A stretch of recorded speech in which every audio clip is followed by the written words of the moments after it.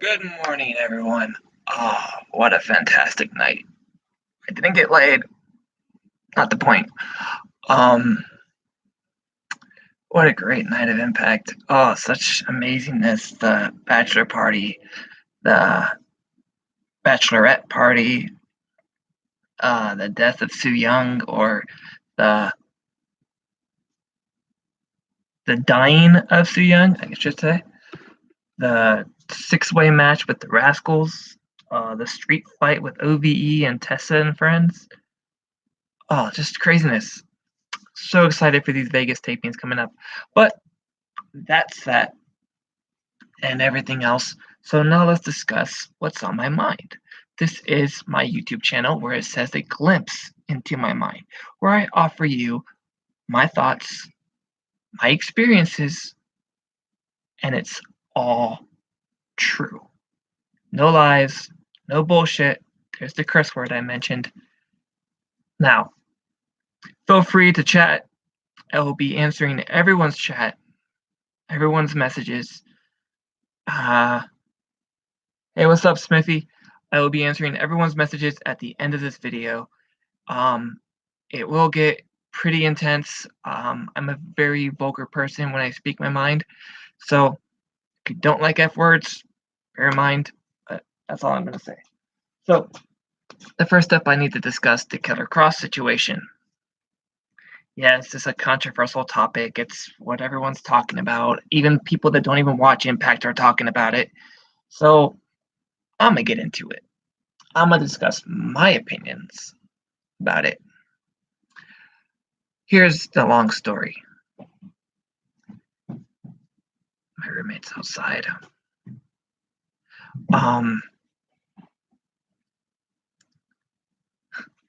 Thanks, Smithy. I appreciate that.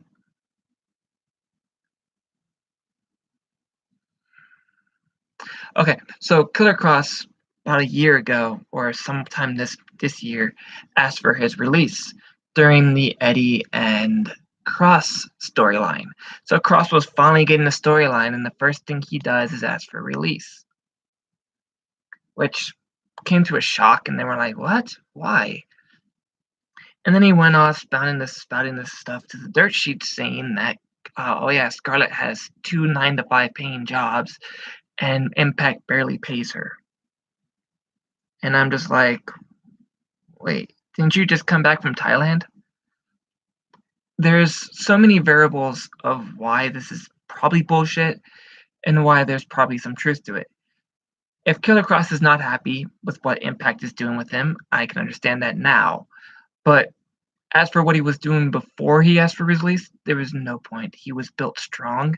He was making a name for himself, making too much of a name for himself, because on his first night on Impact, he got requests from Njpw. He got requests from WWE. On the first night. Like, okay, cool. But he signed Impact, so screw you.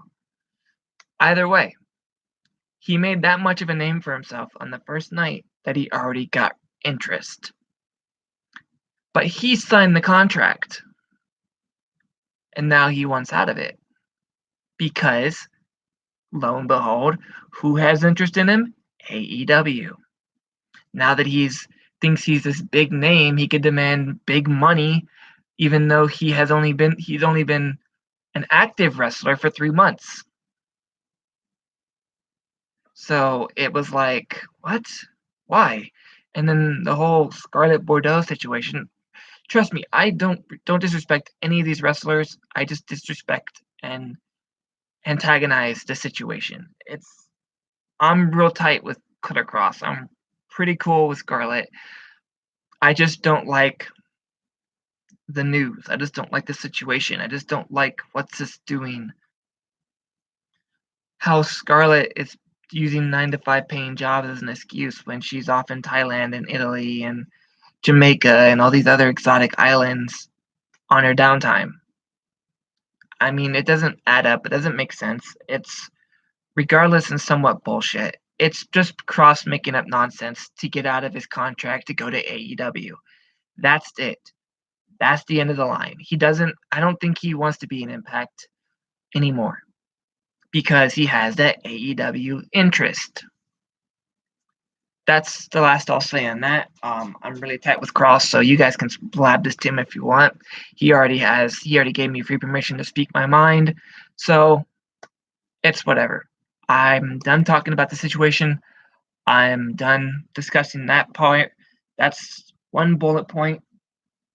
The next I want to discuss is ECW taking over Impact Wrestling. That sounds way harsh than it actually is. Sorry. Way down low. That sounds way harsh than it actually is. ECW is not taking over Impact Wrestling. Don Callis is friends with all the ECW originals, and so they're doing Don a favor.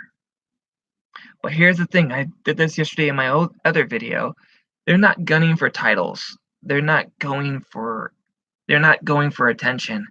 They're going to enhance the talent, bring up the younger guns, and build them up.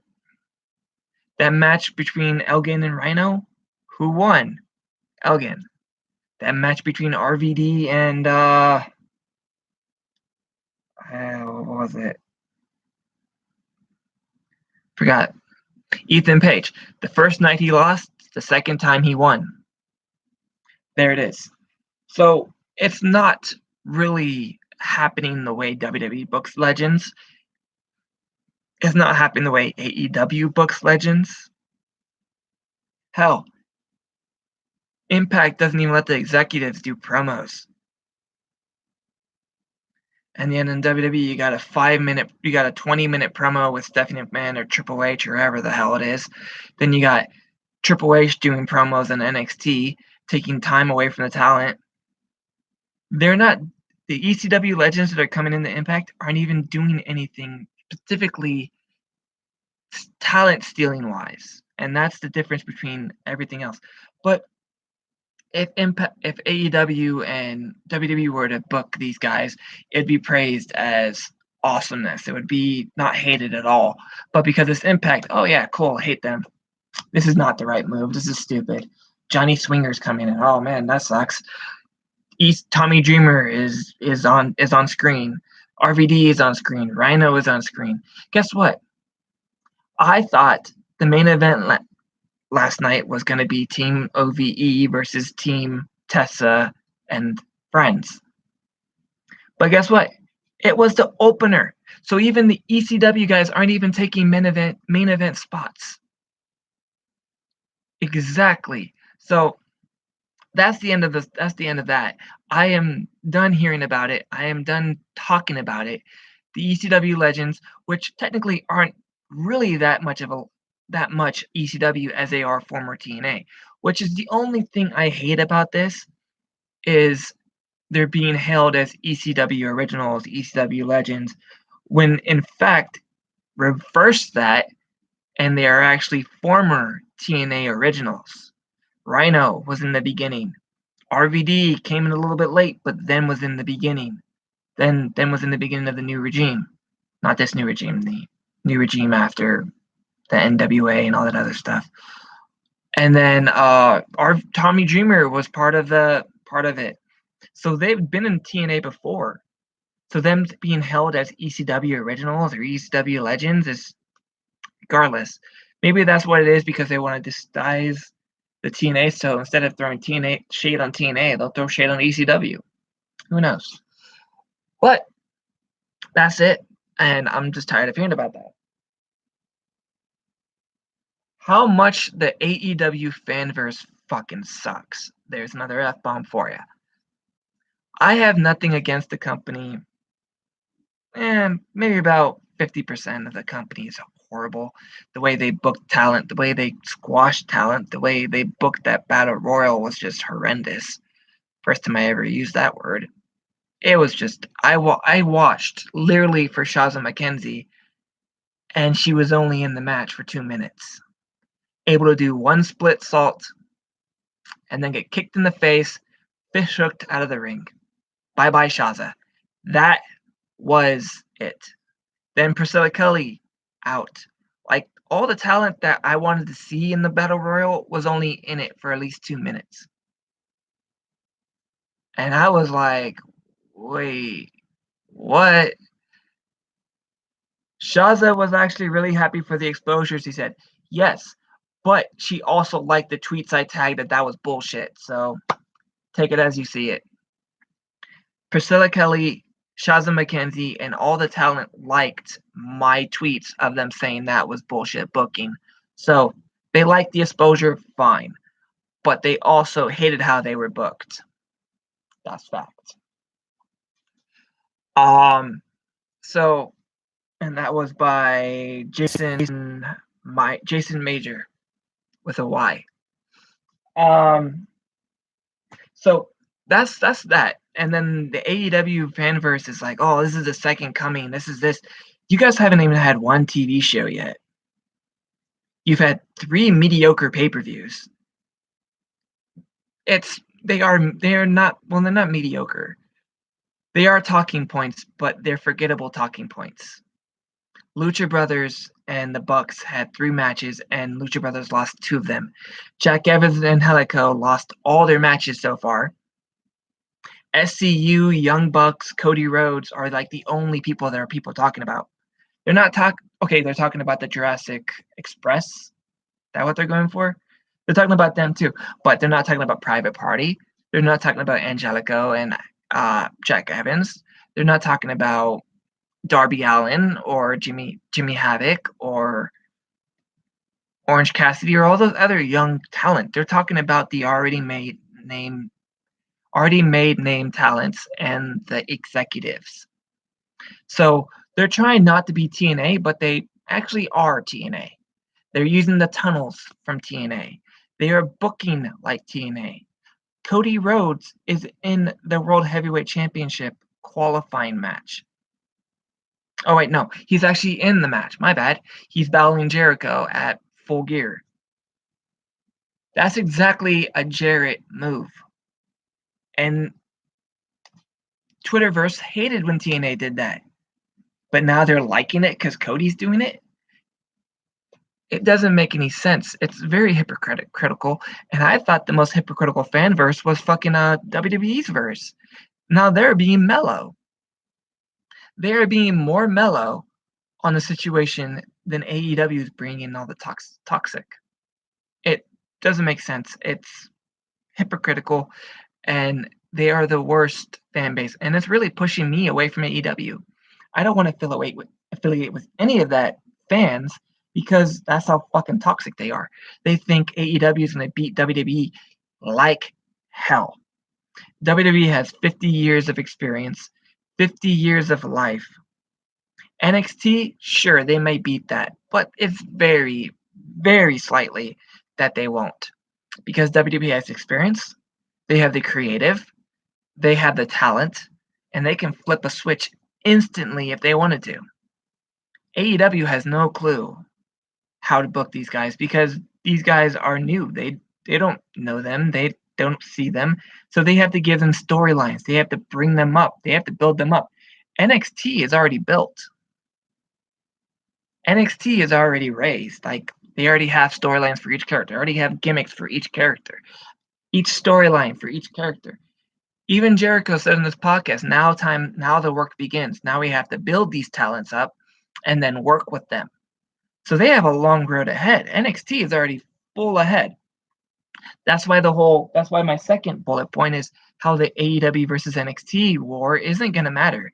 It's not going to matter. It's just going to be a talking point for Twitter. In the end, it's not going to matter. It's just going to be, oh, okay, cool. That's all I got to say. That's the NXT versus AEW isn't going to matter. Have you noticed since NXT was on USA, it got barely a blimp on Twitter? It was barely talked about. And the first thing they threw was, oh,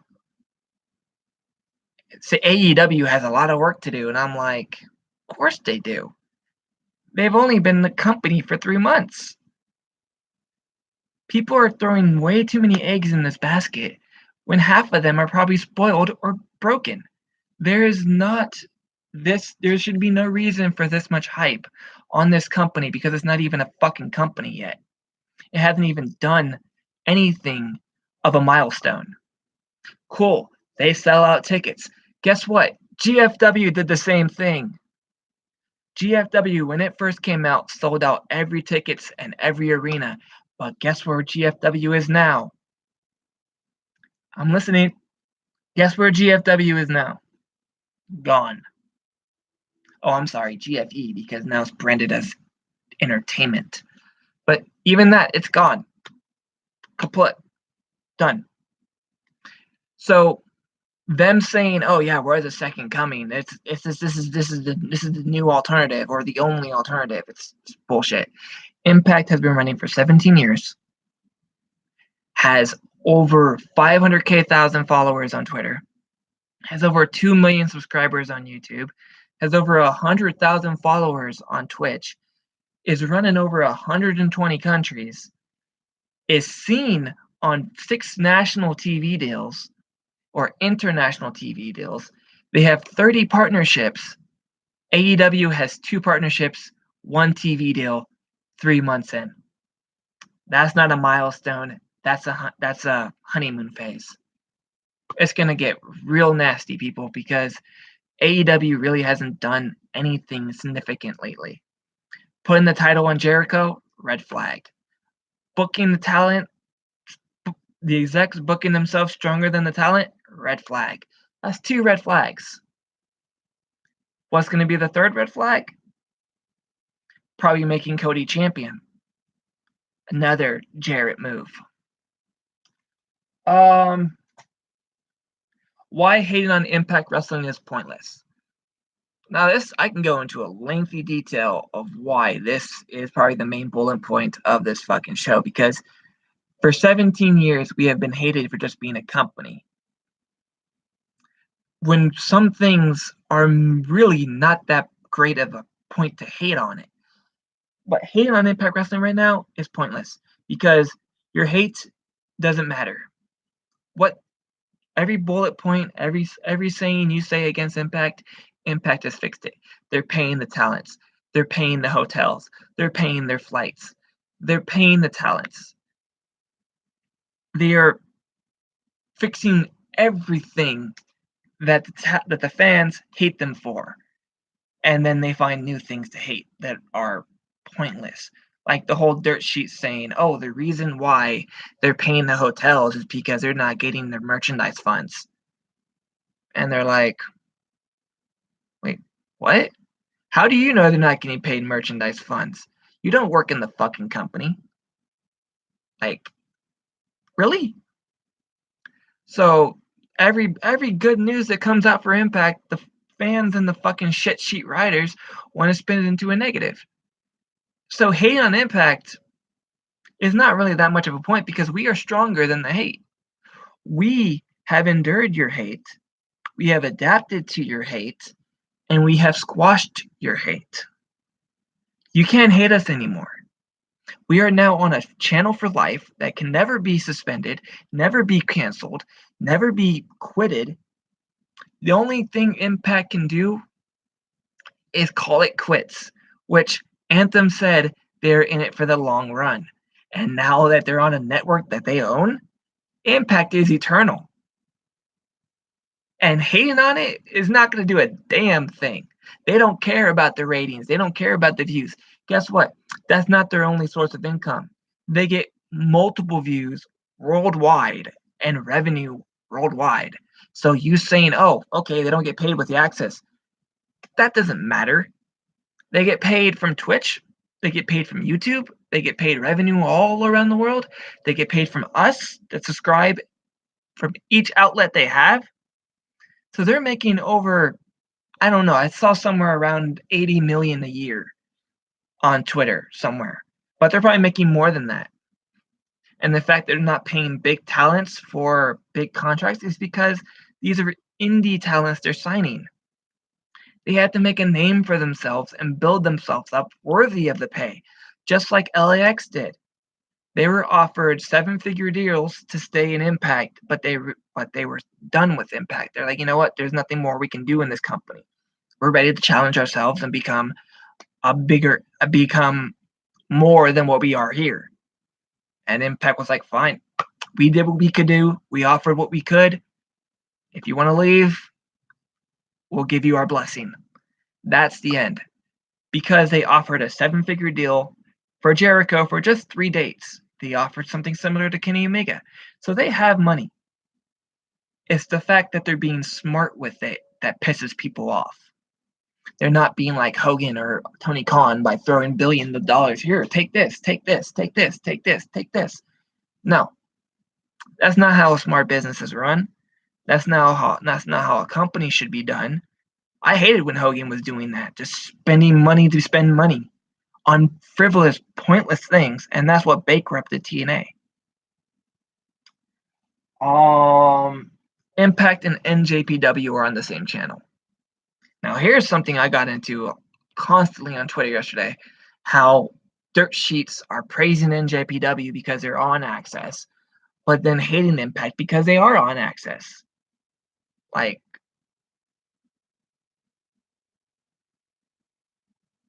they're on the same channel. So whatever views Impact will get is the same kind of views NJPW will get. Sure, people might tune into more about NJPW, but guess what? Every commercial that NJPW airs is going to have an Impact commercial.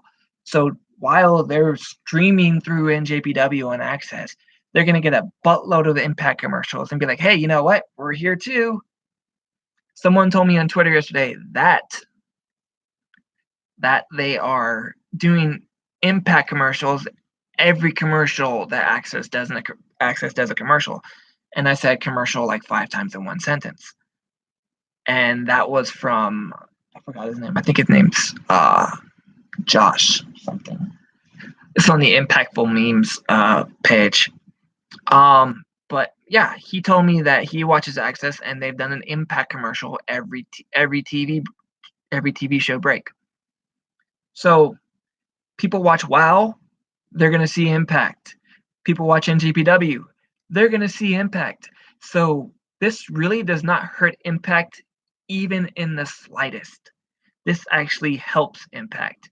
Marketing-wise, yes. Business-wise, yes. This is a huge move because not only are 2 other promotions on there, but they own the channel, so they can do whatever the fuck they want. They can put AAA on there.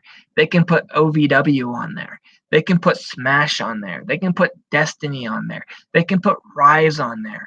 As long as there's a beneficial agreement between those promotions and Impact, they can do whatever the hell they want. They're golden. They no longer have to worry about views. They no longer have to worry about being canceled. They no longer have to worry about networks telling them you can't do that. They are now the golden company because now they can do whatever the hell they want. AEW still has to listen to networks.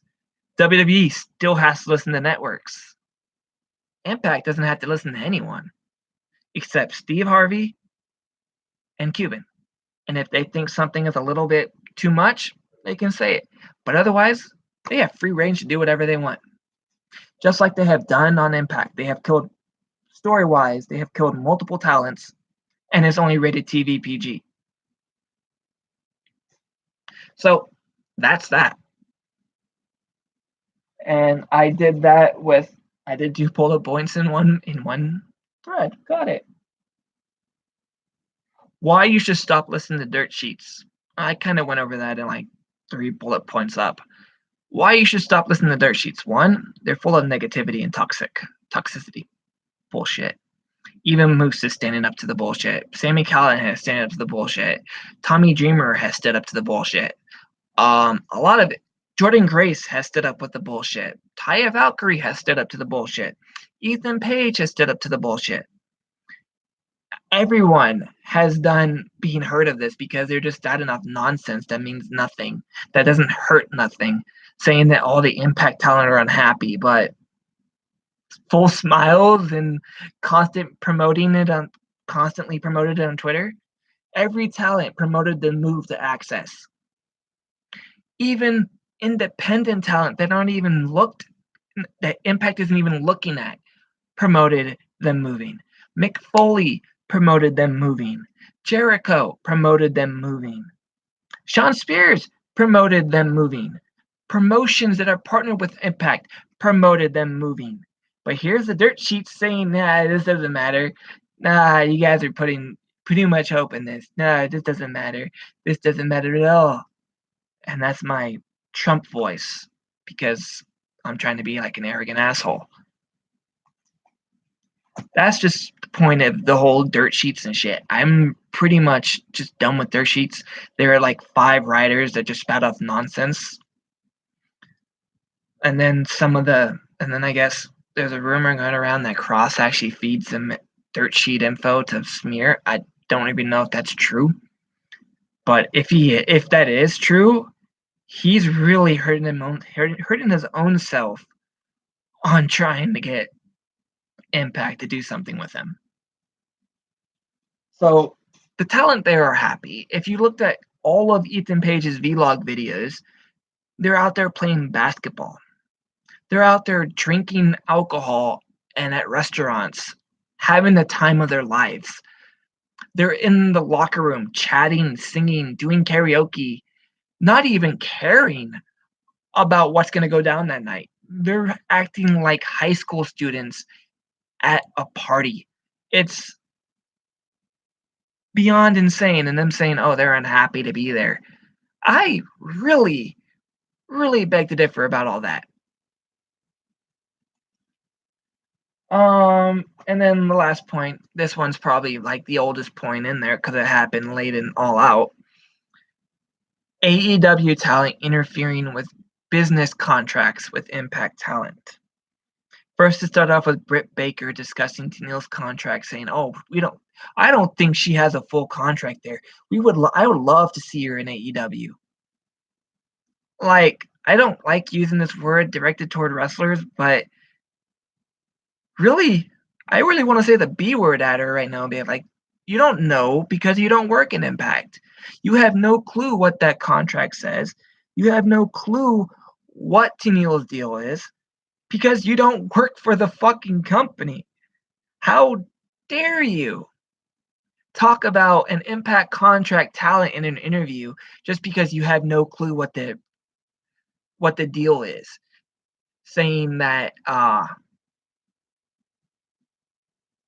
why are Smithy Does Gaming comments retracted? Wow, I guess he blocked me.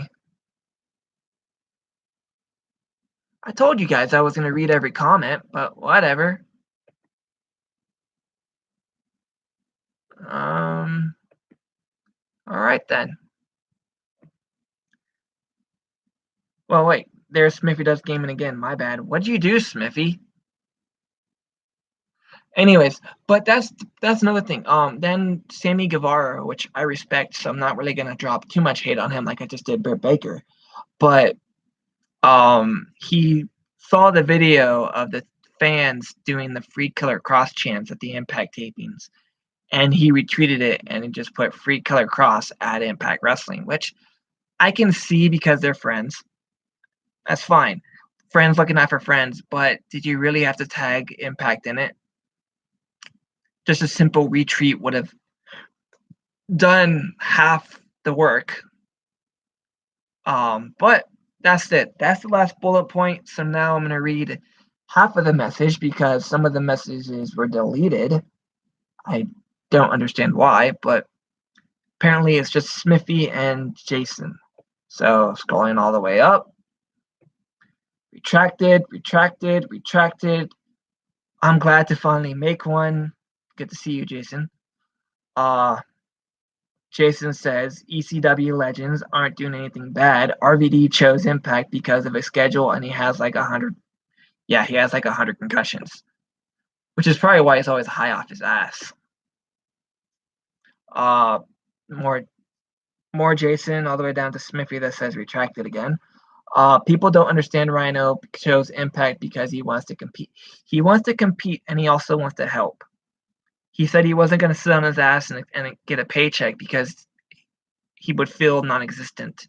He would feel like he doesn't matter, and he wants to matter. He wants to do things. He wants to physically do something before his body shuts down. These people just say that because they can't have them.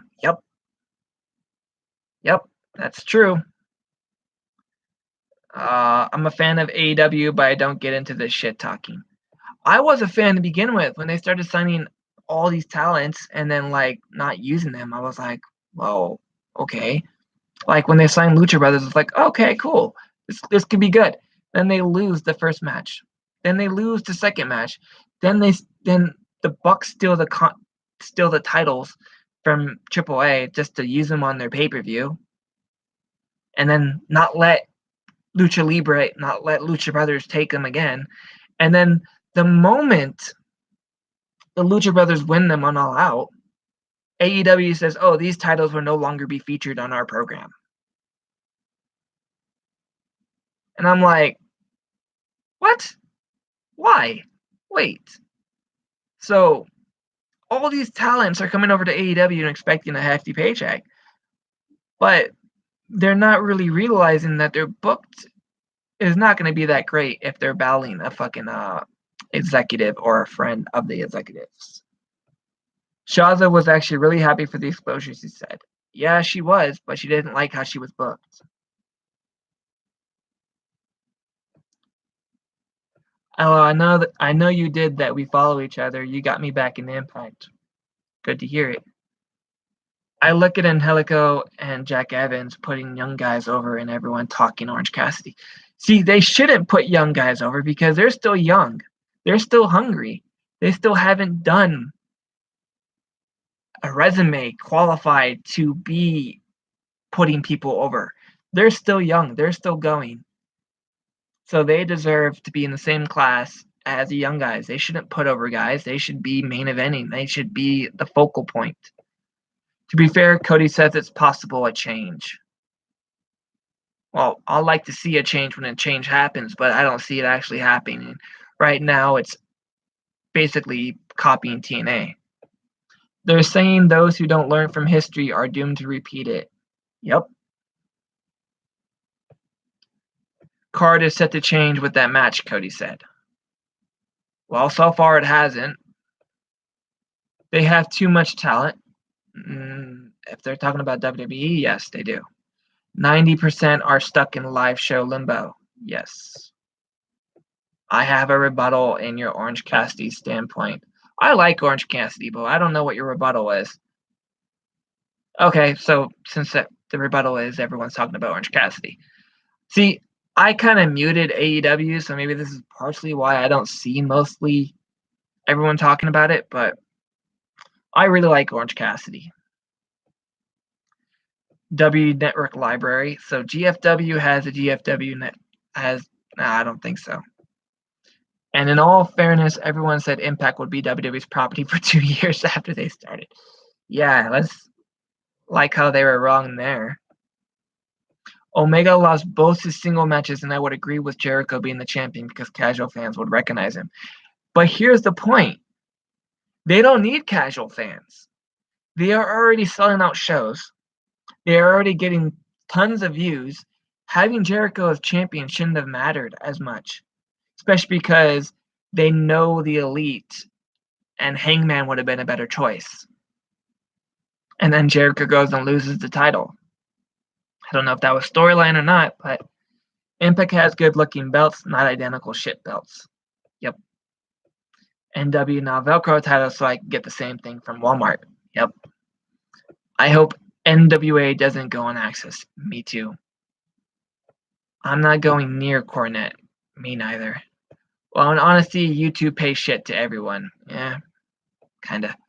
Yeah, Impact has Steve Harvey, W trying to get Jerry Springer to figure Maria's baby deal, dad, which is horrible. Now, that could actually be pretty funny if it was ran by the right people. Hogan does it everywhere because it's not his money. I would love a Steve Harvey promo, only if he says the wrong name. It's old, but might be a bit funny. That's funny. that I wouldn't find absolutely believable on Mike Elgin's stance, and Steve Harvey is a bit old. He may hurt the tailbone. I honestly never expected this to be your voice. I thought it was deep as fuck. My voice has changed over the years. I used to be very squeaky. Well, I mean, they can't say racist type stuff, even that they were doing. They can do subliminal racist stuff like they kind of been doing. Don't. I just watch Cultaholic because it's entertaining to me. There you go, Cultaholic, a free plug. I don't buy it. Kross isn't that stupid. He's not. He's actually really freaking smart. Which is probably why he's playing the sheets, because he's that freaking smart. Out of touch, man. High schoolers now vape at parties. Okay, cool. I should have said college, because that would be more of a college party. I'd look at that in a positive manner. My bad. Potential partnership. Oh, Smithy. Okay, fine. We're getting some Smithy comments after all of them have been retracted. Guevara is an asshole. The first comment I read from him is Guevara is an asshole. I mean, isn't that kind of his gimmick, though? To be like an arrogant asshole, to think it's all about him? That's what I got from it. Steve Harvey is a smart man with loads of money. If he thought Impact was a sinking ship, he would not invest. That is a guaranteed fact. I personally love the way MLW and Impact run business. Once MLW drops Cornette, I will watch all their shows on YouTube. Retweet this, because I want that to happen. I can't stand Cornette. Never have. I've always, whenever he got super angry, I wanted to see how far his head will go until it explodes. Graphic? Probably harsh, but true. I wanted to see if a mind can literally explode with being too much angry, like a cartoon. And I have a smile on my face because that's what I'm picturing in my head.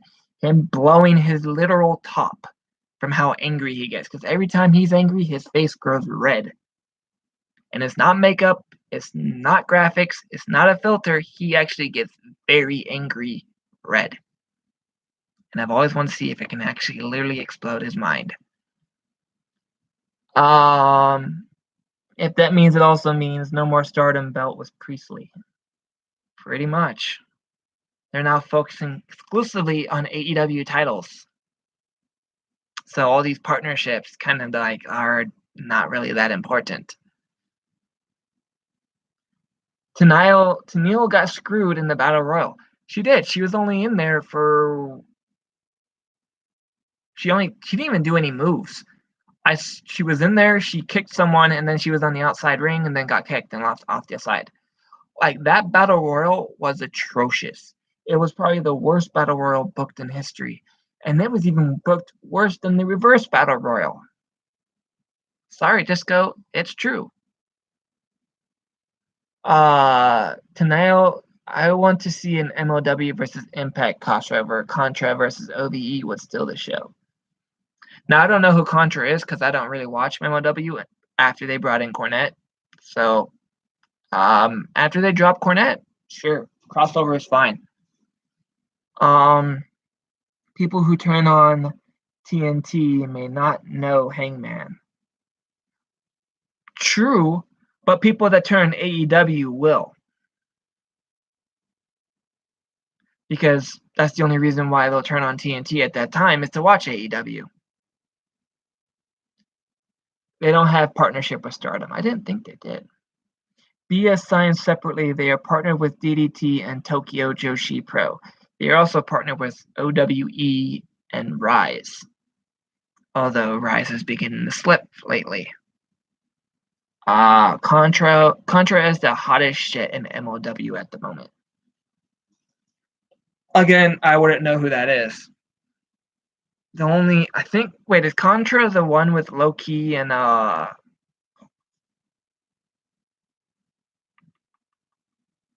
guy that was on United We Stand?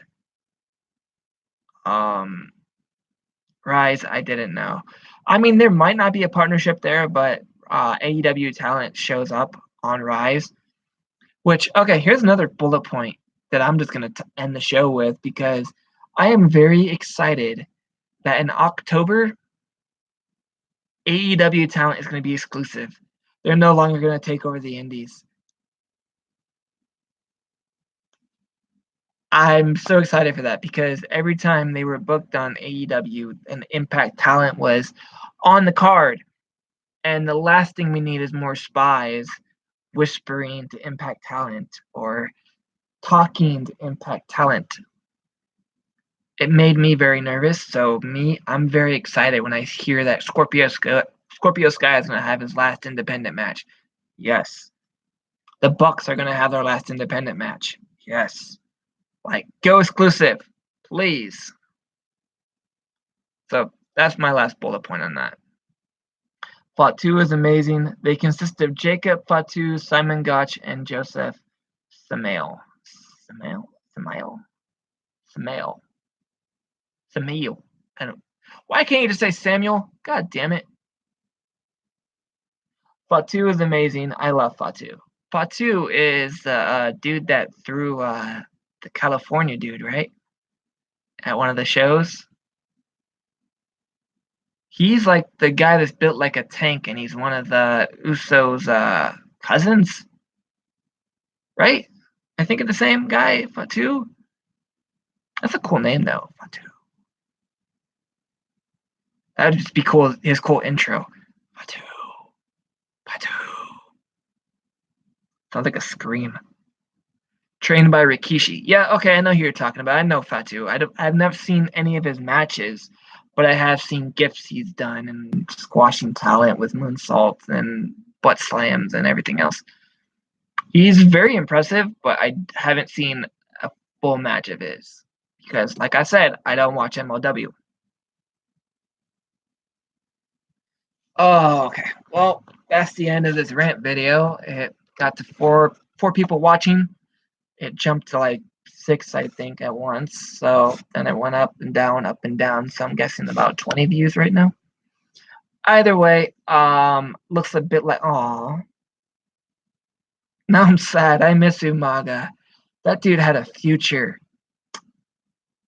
Damn car. Jason Major, I'll be here for the next one. Well, I end your next Borderlands stream.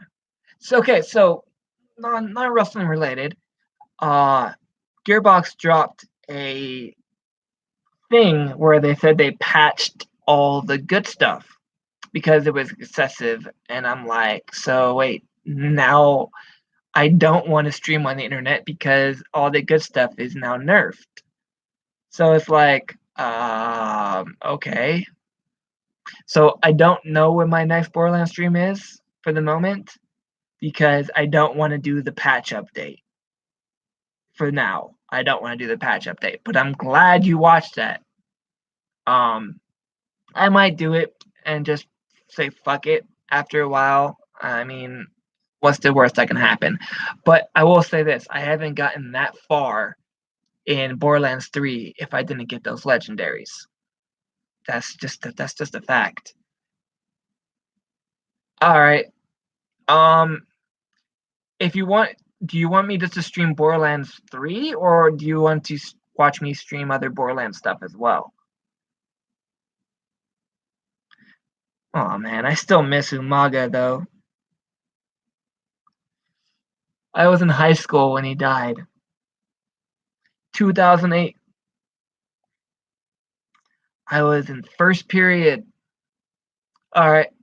Anything. Sounds good. I might hop on pre-sequel then and work on Nisha. She's probably like one of my badass characters. It's fun to watch. Yeah, Borderlands is really fun.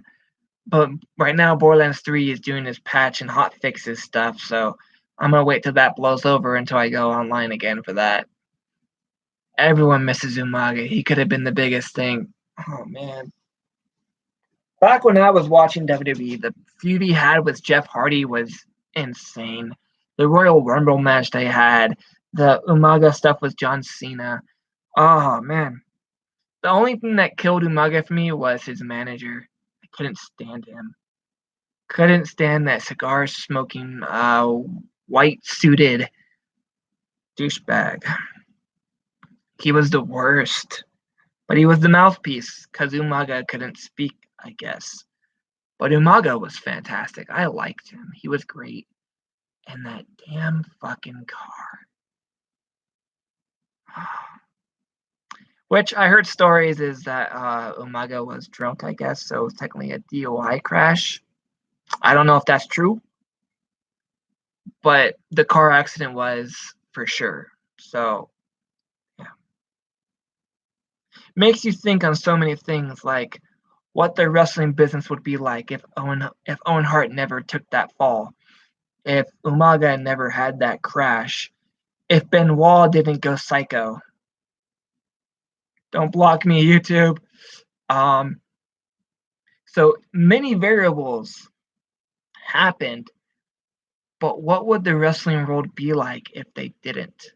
If Rey Mysterio didn't accidentally kill one of the leaders in AAA with the Perros de Mal? I mean, a lot of things could have been different. A lot of things could have happened differently. Would the wrestling world be the same as it is today without those tragedies? Did it make us stronger knowing those tragedies, or did it expose the business a little bit more knowing that they happened? The Owen Hart Farrell tragedy was just absolutely horrendous. At that time, I wasn't allowed to watch pay-per-views, so I only heard it on the news. And I was like maybe 7 or 8 at that time, so I didn't really have the concept of death. I was still a kid living my own life, and I didn't really understand the concept of death at that time. So when someone died, I didn't have the emotion behind it or the physical emotion to express it. It was just like, okay. It wasn't until Umaga's death that I actually was impacted by it, because I was like I was in my teenage years, and I was in high school, and I was strolling through the internet, and I found out that Umaga died at sometime last night in a car crash, and I was like, what? That was actually my face expression. I was like almost to tears. But it is what it is, and I'm just curious how the wrestling world would have shaped up if those tragedies didn't happen. I'm actually feeling like posting that on Twitter. What would the wrestling be like if WCW won instead of WWE, or if Kurt Angle didn't lose Karen Jarrett to Karen Angle to Jarrett? There's so many butterfly twists and turns that it makes you think, how would the wrestling world be like if those things didn't happen? For instance, if Scott D'Amore and Don Callis were in charge the whole time, and we didn't have the Jarrett, we didn't have the GFW era, we didn't have the Hogan era, would Impact still be around? Would it be stronger with them in charge like it is today?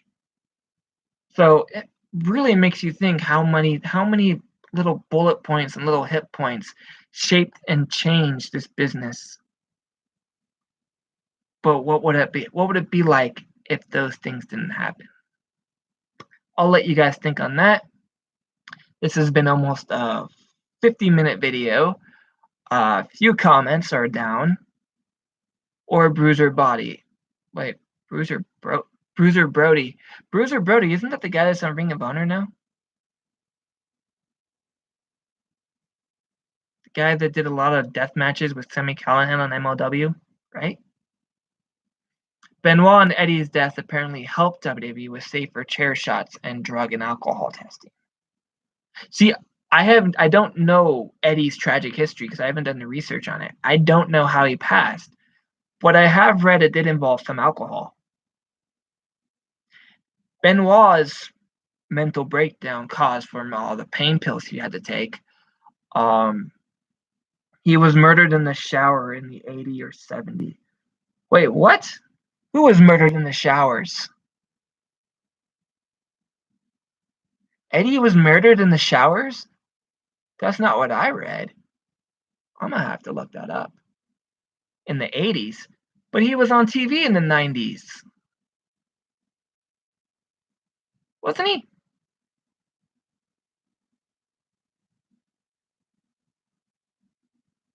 Bruiser Brody was murdered. Okay. About to say, I was like, 'cause Eddie was on 2002 in SummerSlam. I was like, no, he He died in like late 2000. Bruiser Brody was stabbed. Well, remember that storyline where fucking John Cena was stabbed by Carlito? I don't know if that was the actual storyline or if that was the actual legit, but stabbed at a bar, I think it was. Bruiser Brody was stabbed. Hold up. I'm searching that up right now. Google.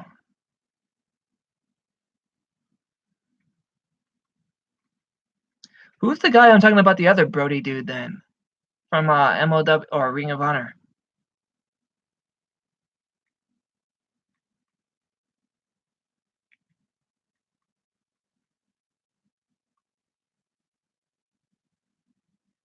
According to the Squared Circle Life, Death, and Professional Wrestling by David Shoemaker. The Shoemaker or Schumacher? A business discussion related to a very real violence when Gonzalez stabbed Brody repeatedly in the shower on July 17th, 1988. Damn.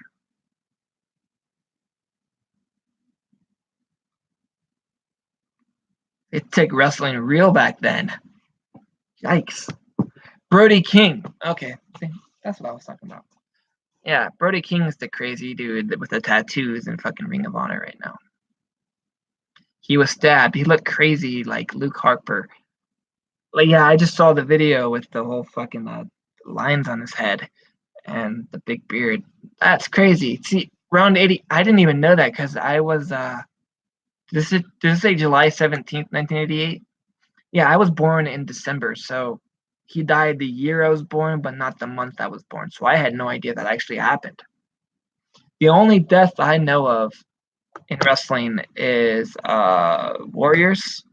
The legends that just passed. No, wait, I don't know. I didn't know them. I knew Warrior. I knew. Is Macho Man still alive? Macho Man died, right? I think Macho Man died. I knew him. I knew Benoit. I knew Eddie. I knew Owen Hart for a brief period. I only knew him for like 4 years.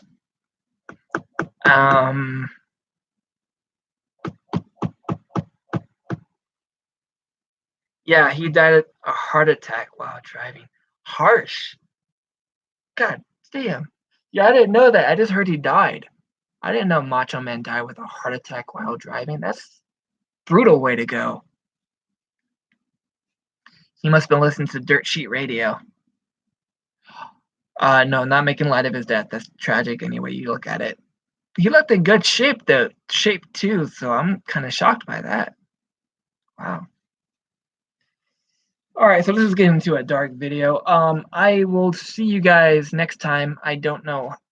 This is like a year in advance. My last rant video is like a year behind. It's the same title as this one, so if you search same words, another one will pop up. But this has been a long time coming. I don't normally do these weekly because I have to build shit up. If I were to discuss things weekly, there would only be 2 bullet points. But this has been something that's been bothering me for quite some time, and it's glad I got it off my chest. He happened in Florida while living there. His wife was also in the car. She did live, though. Damn. Okay, so fair warning, if you're in your late 50s, drive less. That's all I'm going to say. You're risking health. You're risking your life if you're driving past 50. Unless you're really good and you can still see and you can do shit, fine.